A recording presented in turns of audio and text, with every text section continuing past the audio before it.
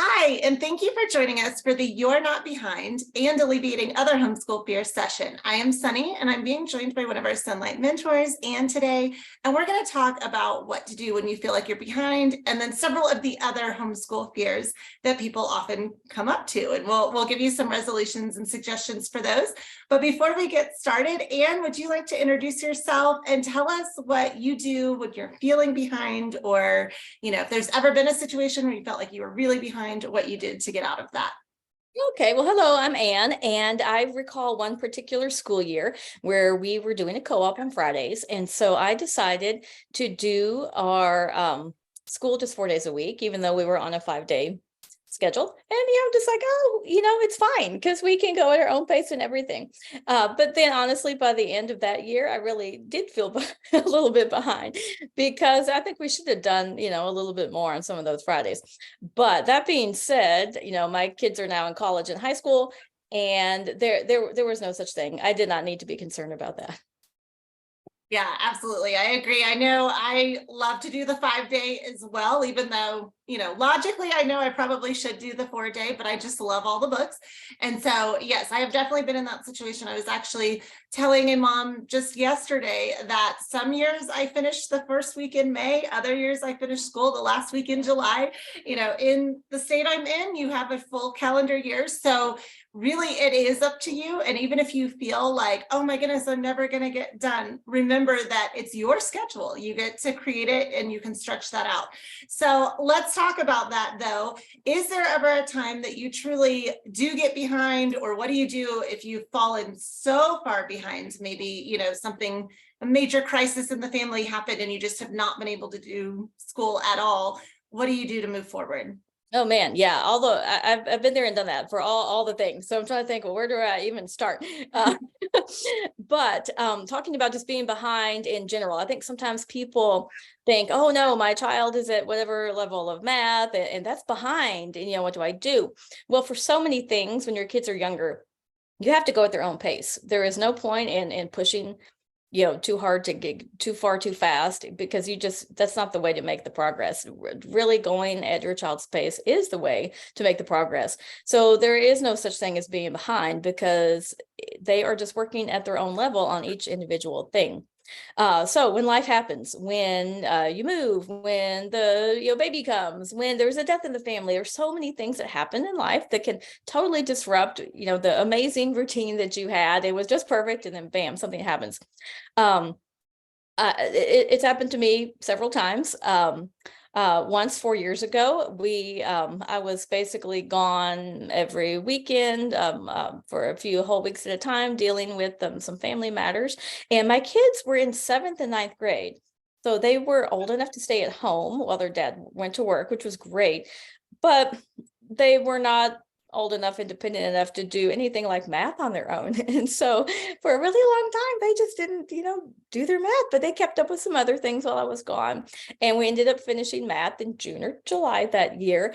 And it turned out fine. Like I said, now I can look back and see over the years, they finished at some point at their own timetable based on the situations we were in. And it does work out. The only time I would say you want to make sure that you are following a particular schedule would be the junior year, senior year of high school, depending on what they want to do. If they are looking into going to college, then there are deadlines for getting transcripts turned in. So that is a key thing. But that doesn't happen until they're 17 or 18 years old. So there's so much time in between to get everything done. Yeah, that's such a great point. Yeah, definitely do not come up close to graduation and not have anything done that you were planning to. I think deadlines are important too if you're part of a cover school or something where you have to submit records. I know I have to submit records by a certain date here in Colorado, or my entire year is void. So you don't want that to happen. Make sure you put those things in your calendar. But otherwise, like you said, I love what you were mentioning about, a child is going to move at their pace. So it really is frustrating, if nothing else, to try to push them faster than they're ready for. I know I've seen that with my kids. There are times that, I'm like, why are they not getting it? Well, let's keep going. Let's keep doing it. Where if I just back off a little bit and give them time, they learn it so much easier, just a few months later, or maybe 6 months later, a year later. So if you feel like, oh my goodness, my child's just not moving forward, as long as you see them making some progress, they're learning, right? So just Exactly. keep them going, and I love what you said. Yeah, young kids, you really do not have nearly the the panic or, oh, this child's about to graduate, we need to make sure they have all their credits and all of those things. As long as your child is learning and they are doing something, keep moving them forward. What do you say, though? I know I've seen questions in our app or on the Facebook group when people say, oh, I'm only to week 19 or 20, for example. If you're new to Sonlight, our programs are scheduled for 36 weeks. So do you pick up where you left off when you come back to school? Do you just move to the next level? That's a common question. What would your suggestion be for that? Yeah, if you get to a point where you're ready for a break and you're not super close to the end, I would say just pick up where you left off, because the history, Bible, literature, and things like that, you'll be missing out on some amazing books. And those are not skill-based subjects. And so it doesn't matter. You're not behind if you just pick those up where you left off. I think the only things I, might want to make sure, well, even math, if you take a break in math, just pick up where you left off. But that being said, I have seen a lot of different math curriculums tend to have the beginning of their next year as a review of things that they have learned before. So math kind of builds that in. So depending on where you are in a skill-based subject, you could theoretically, set it aside and start fresh. But when it comes to the HBL or science, our motto at our house is just every day that we can do school, we do it, and then when things come up, it's like, oh, well, we can't do such and such today, but we'll just get to it tomorrow.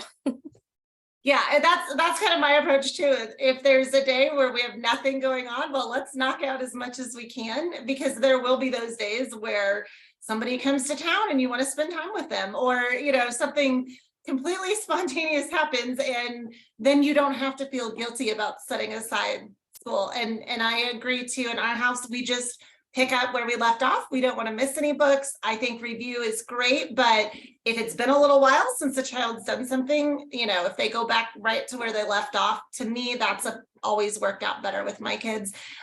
So yeah, I agree. I don't like to skip anything. That is one of the things that I'm grateful with Sonlight I don't have to do anymore, because I remember when I was in school, we never made it past World War II in our history book because we ran out of school year. And so I love the fact that I get to keep going and we have these amazing books that we get to finish. So that's what I encourage as well. Now, we did talk about college credits, graduation, and I think sometimes there's a fear that if you homeschool, your child's not going to get into college or be able to pursue the career path that they're dreaming of. I know my daughter, her friends even said, well, if you're homeschooled in high school, can you go to college? Like, it's still this very big misconception that you may not be able to do all the things you want. So what do you say to that? Yeah, big misconception. Absolutely. It's kind of funny. My daughter, who works at Chick-fil-A, works often with other teenagers and things like that. And sometimes they're not familiar with the idea of homeschooling. So she's had some interesting questions, like what do you learn? Things like that.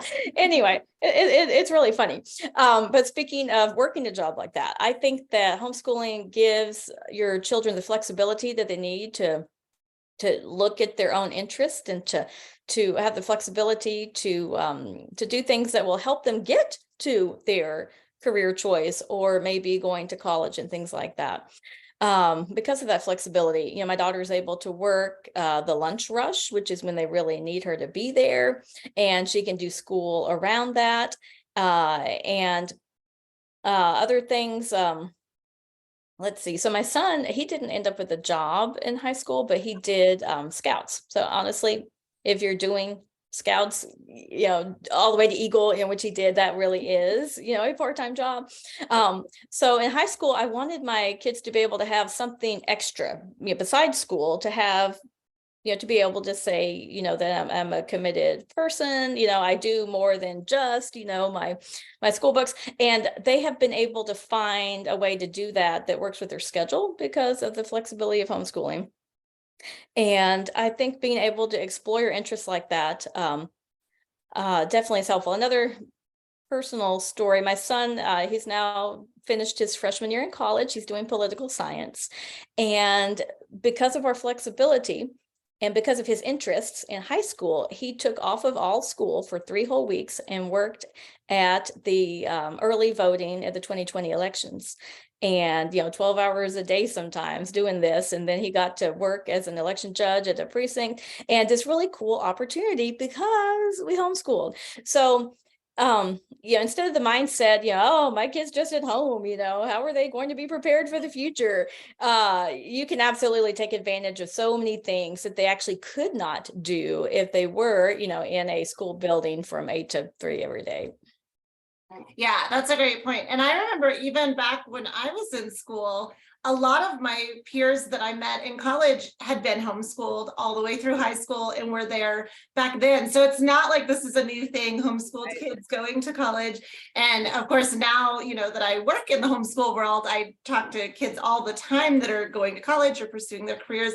I love what you said about you really get to do those unique opportunities that you wouldn't otherwise. And I think that's helpful in honing in on what you want to do in a way that if you're just in school all the time, you don't really have that real world experience, maybe in that field. It gives you the chance to shadow or intern, or I love that your son got to work in the elections office. I mean, what a cool opportunity, knowing that he wanted to major in poli-sci. That's amazing. But what about, so, when we talk about these kids, oftentimes we hear they're motivated, right? They're working their jobs, they're going and doing things. But what about the kid that does not want to do their schoolwork, or they don't like their schoolwork? I know I have seen people talk about their children of all ages. I mean, little kids all the way up to high school, and the parent feels like they cannot enforce maybe what needs to be done, or they cannot get them to do everything they need to do, because it's one thing to homeschool your kids and have them do all the things you're laying out for them. But if you're really struggling with that child, what do you do in that situation? Yeah, that's a good question. It can be really tough to have the role of mom and teacher, and that can definitely be a struggle. There are many, many times where I had to talk with my kids and I said, I know you wouldn't act this way or say such and such to your coach, and so they get it. They know what they're doing. But yeah, it's definitely something we have to deal with, playing all those roles as a homeschool mom and the parent and all that stuff. So I think I like to categorize things. So thinking about younger kids, because it's just life. I mean, there's going to be things we have to do that we don't want to do. But I think some little tips that help when they're younger is to give them some sort of ownership into what they're doing. So they don't necessarily get to choose, what subjects they do. You want them to have their history, Bible, literature, science, and math. You're going to do all those things, but they could choose perhaps the order that they do those in. You could lay everything out that they're going to do for that day. And that's a very visual thing for them. If they don't have an understanding of what they do have to do that day, they could be thinking when they get up, oh, I've got to do school all day long. I'm not going to have any free time. And, you kind of have to look at it from their mindset, because you know what you're going to be doing that day, but they don't necessarily know. So actually letting your kids have some sort of ownership and see what they're going to be doing and let them choose. Oh, hey, I want to do, well, this always happens. I want to do the read aloud first. Always, always. And we did 2 levels of Sonlight. And so I did have to switch that up, because when they both picked their read alouds first, and the read alouds got longer, as you go on through elementary school. And so we had spent, a whole hour doing school. And as I said, we had only gotten the read alouds done. I mean, but that's our favorite part of the day anyway. But anyway, back to the point, they can have some ownership in it, and that could definitely help. And I think having that visual of seeing what it is that they're going to be doing that day is also helpful. And when they're done with something and they put it in the done stack, definitely they get that sense of accomplishment. So what if they, so the last thing they pick is this subject that is really tough. Okay, that was math when my son was in elementary school, and he would pick it last. And so it would drag on and on and on, and our day just would never end. And so I made an executive decision and discussed it with him and explained why, that he would get to choose everything, but math had to come first. And so that's how it was. And it really did help. So that kind of leads me to the other thing is communication. I know sometimes we have, we have an idea in our heads what things are going to look like or be like. And sometimes I think we can assume that our kids just know that. I mean, why wouldn't they know that? But it's the picture in your head, not necessarily they don't have a clue about it. So I really think communicating and just letting them know what the procedure is going to be, especially if you start something new or a different routine, just communication, visualizing everything could definitely help. And the last thing when they're younger that I think really helps is that you can model how you treat things that you don't necessarily like to do. And because we've all got those too, oh goodness, laundry. I'm the worst at putting it in there and then I just forget all about it. So going through that process, ironing things is another thing. I just do not enjoy doing that, but sometimes you want to have clothes that aren't wrinkled, and you can talk with your kids all throughout the day and show them that you can do things with a cheerful heart that you don't necessarily enjoy doing, but it's just part of life. Yeah, that's such a great point, because that is a lesson that they're going to have to learn eventually, right? When they're an adult, they're going to have to do all those things like laundry or pay their bills or, the things that aren't necessarily fun. Now I'm going to preface my response by saying I have never had my kids in school. So they have always been homeschooled. So I have never really dealt with that struggle of, well, my teacher did it this way, which I know is common if your kids have gone to school first. And it's highly recommended that you do a period of deschooling oftentimes for kids like that, because homeschool looks nothing like a true classroom setting. And you are a former teacher, you of course know that and knew that with your kids when you started homeschooling them. But yeah, so I will say that my kids, they just kind of knew, oh, okay, I guess I'm old enough. You're going to start reading to me and we're going to start doing stuff. I don't think they really realized it was school though, until probably first or second grade, because they were just like, oh, we read, you get out workbooks. Like I had always read to my kids, even when they were little, I was like, this is 1, this is 2. Like it's funny because I never thought I would homeschool, but I totally was already homeschooling them when they were, little tiny kids. So yeah, I will acknowledge that I have not had that situation, but like you, I give my kids some buy-in into what we're doing in letting them pick the order. Also, as they've gotten older, I give them the independence to say, I need you to be done at this time. I don't care what you do with your time until then, you just better be done when I'm ready. And so depending on the day, the kids will, get up early. They'll do things cheerfully so that they can play for several hours. Other days I will come out and they'll just be sitting there staring at the wall, for 3 hours and not doing anything. So if you are going to go that route, just remember, set whatever time you want and give them the opportunity to prove themselves. Don't like hang over them and what are you doing? If they're at an age where they can be independent enough to do that. This is a gradual process. Don't try that with your 5-year-old. They'll wander away and get distracted. As your kids get older, you can do that. But let's talk about maybe kids that have needs you cannot meet. So I know this is another thing too. My kids don't have any diagnosed like ADHD or anything that sometimes can make behavioral issues much more challenging. I've definitely seen those questions as well, or maybe your child has special needs where you don't feel you can actually teach them everything. So what do you do in those situations? Is homeschooling still a good choice? Can they still thrive? And when do you need to outsource some things maybe to other people? Yeah, I had actually made this little note with the last topic, but it applies to this one too. I want to make sure to mention it, that when things are difficult or if something is not meeting their needs, think about what the purpose of that particular piece of schoolwork is. So if you have a child that is a little slower on developing motor skills and handwriting is a big struggle, then just let the handwriting book be their handwriting practice. And then you serve as a scribe for anything else, because what's the purpose of the activity? If it's telling a story, well, they can tell you the story and you can write it down. And if it is science comprehension questions, well, you can do those orally. And there's so many ways to modify any kind of schoolwork to meet those needs, but still accomplish what the purpose of that is. Coming from well, teaching high school biology at public school, so I'm the one that had to kind of de-school. My kids have always been homeschooled too. Not everything, tests serve a purpose when you've got a class of 20 something kids and having to turn in worksheets and all that kind of stuff, because how else do you know what they know? But when you're homeschooling, there are so many different ways to know what they know that you can modify to meet their needs. I think what I see most often is that people get to upper level math or maybe the high school science and are just, I can't do this, what I do. So there are definitely options. Phone a friend is an option.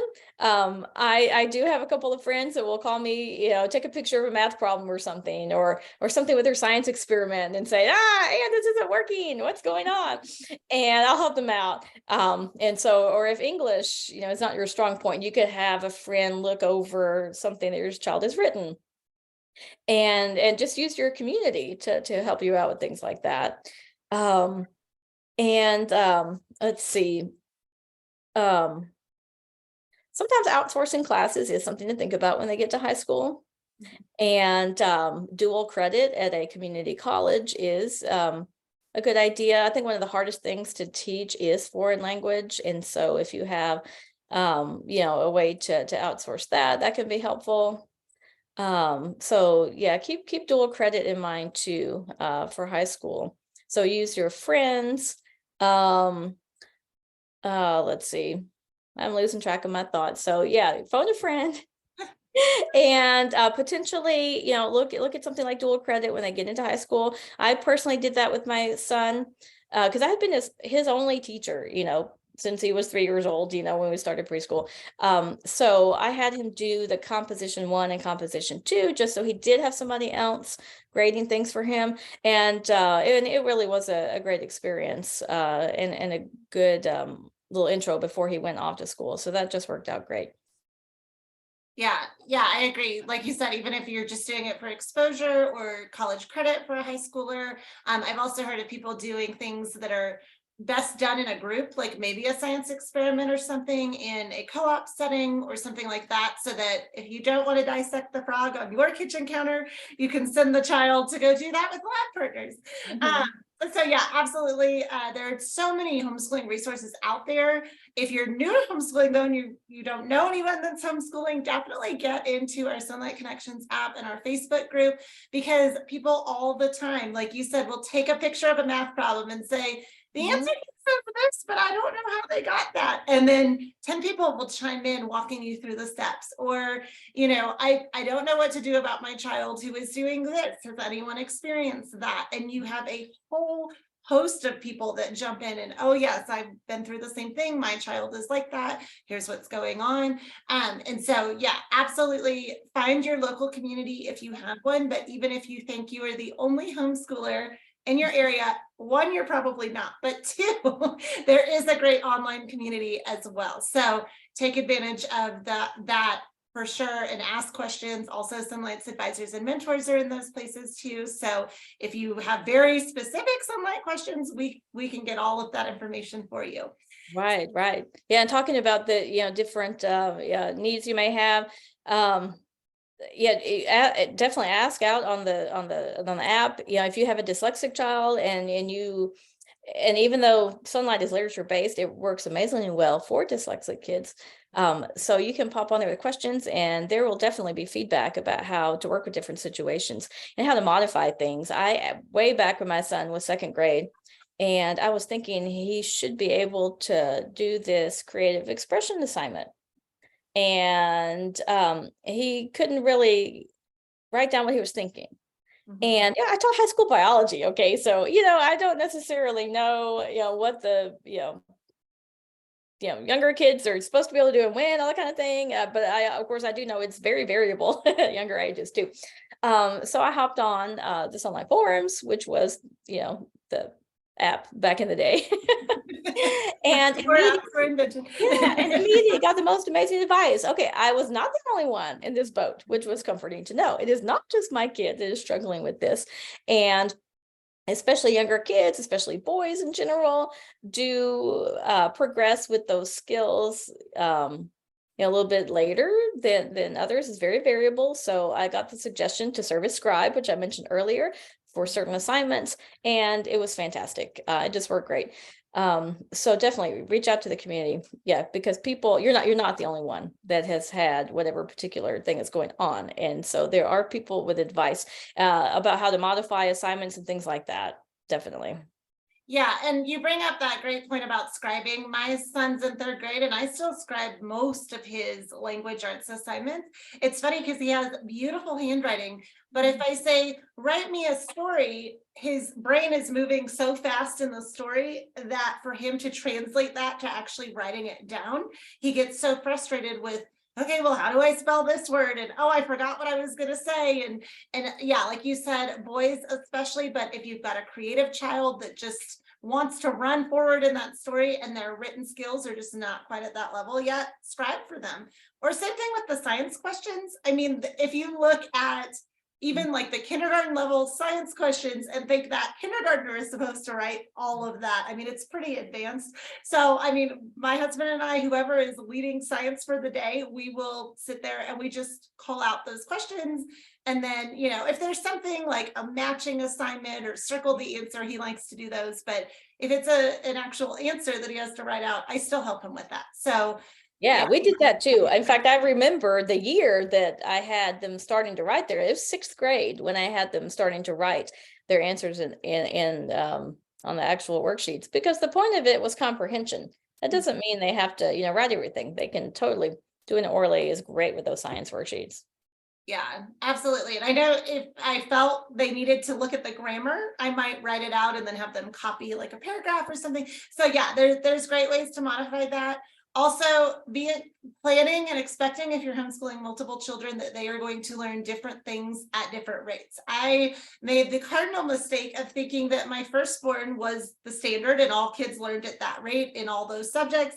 And so then when my son came along, I was shocked that one, he was stronger in other subjects than she was, but weaker in certain areas. But things that I was like, oh, he should know how to do this. Why doesn't he know how to do this? Because his sister did. Well, she was the firstborn daughter, totally different situation. And like Anne said, when you get into the community and you realize, oh no, that's totally normal. Girls and boys are very different, creative children versus more of your black and white kids. They think differently, they learn differently.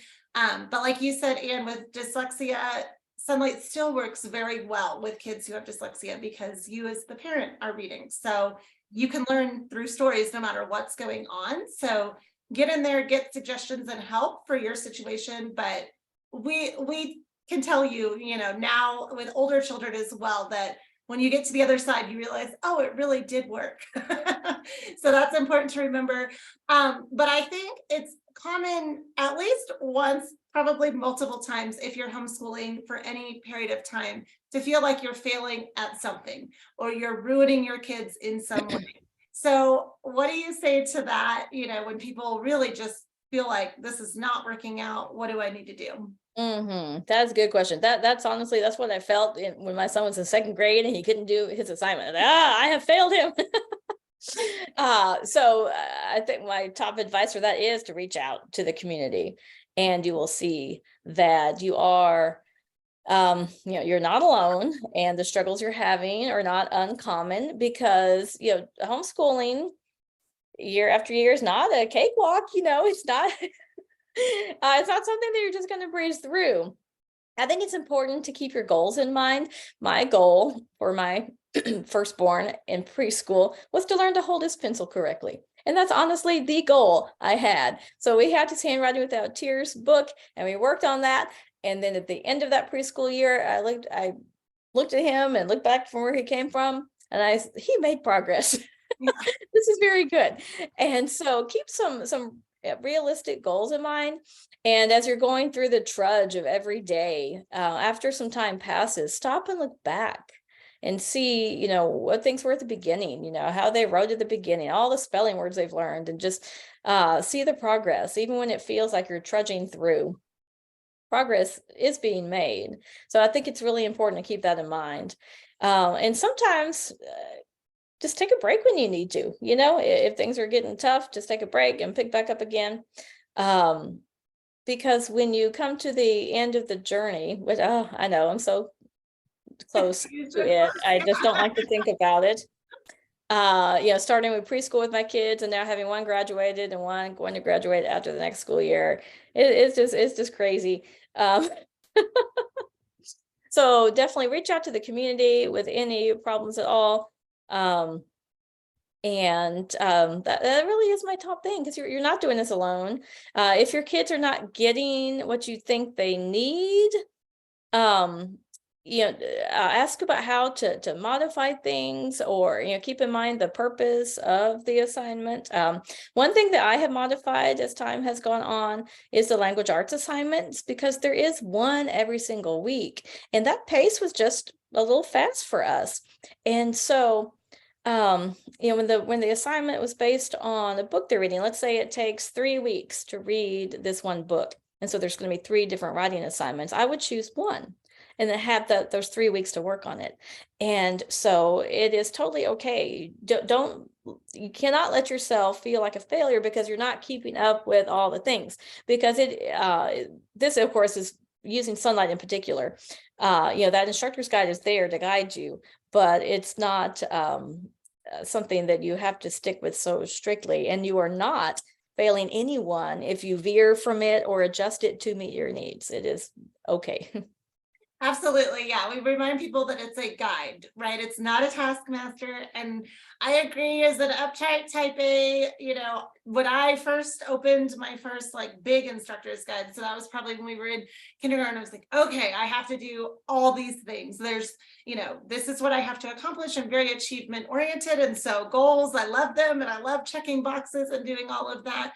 But I very quickly realized, if I'm so focused on that, how am I helping my child learn, right? That is the ultimate goal of education, is to learn. And something that I think Sonlight does really well, because you're using such great books, is learning is fun. You develop a love for learning. It's not, oh, I've got to learn this, I can take a test, and I don't even like this is boring, anything like that.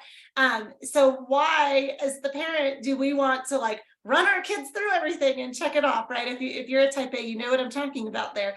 But like Anne said, it is a guide that you can modify to meet the needs of your children. So I'm looking at your bookshelf, and behind you, I mean, you have a huge book collection of all your Sonlight, right? So even if your child does not read every single one of those books, if they read a large portion of those books, that's still way more than the average person reads.